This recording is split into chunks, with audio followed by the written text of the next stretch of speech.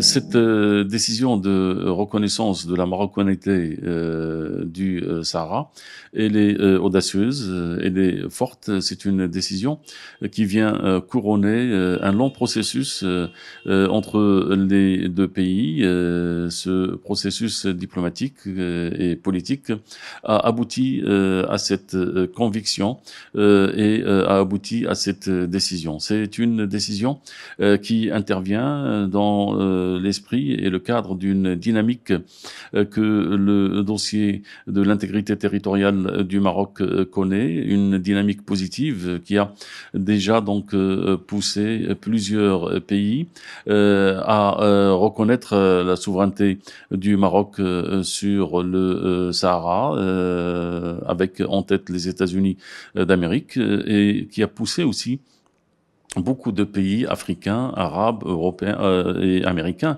à ouvrir des consulats dans les provinces du Sud. Cette décision est une décision qu'on peut bien sûr donc analyser dans une logique bilatérale. C'est le couronnement d'un processus et qu'on peut bien sûr donc la voir indépendamment des accords tripartites entre les parties qui ont signé le traité d'Abraham.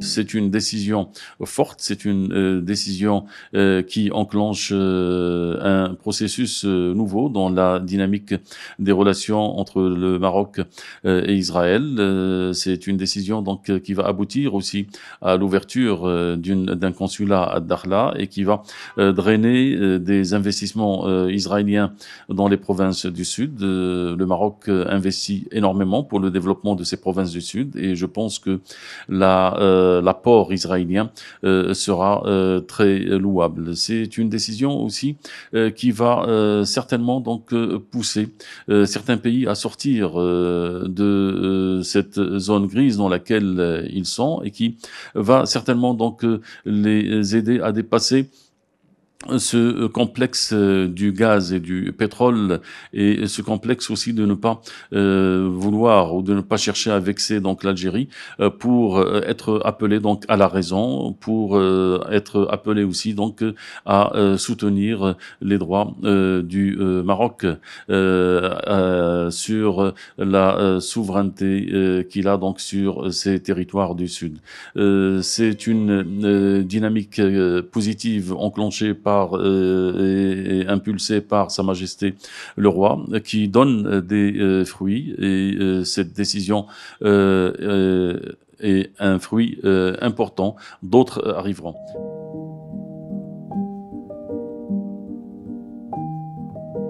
La position donc d'Israël aujourd'hui va renforcer les relations bilatérales entre les 2 pays, mais cette décision aussi donc importante qu'elle est, elle doit aussi donc nous pousser donc à dire que le Maroc reste fidèle à la question palestinienne et le soutien marocain à la question palestinienne est indéfectible.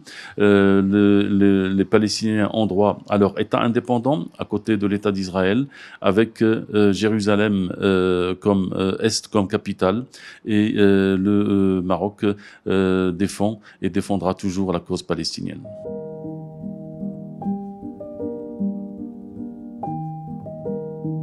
Je pense qu'il faut la lire dans une logique qui est celle donc d'un processus diplomatico-politique entre les 2 pays, dans lequel il y a eu plusieurs phases et ce processus aujourd'hui donc il arrive à un couronnement.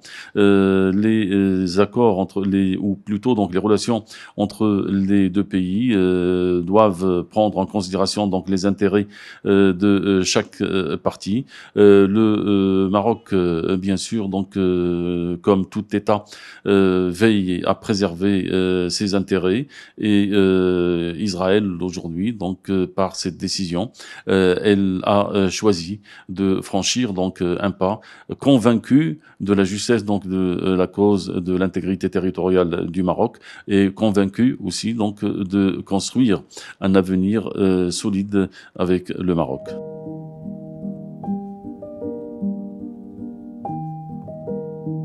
Le rapport de force stratégique est aujourd'hui, bien sûr, donc très largement revu et revisité. C'est une décision qui certainement donc crée un contexte nouveau, mais le Maroc, en tant qu'État responsable, n'a jamais, il ne s'inscrit jamais dans aucune logique d'agressivité ou d'agression. Il est clair que l'objectif ultime est de construire le Maghreb uni et l'objectif ultime aussi, c'est de préserver la paix, la stabilité et la sécurité dans la région et de préserver l'avenir commun avec l'ensemble des peuples maghrébins.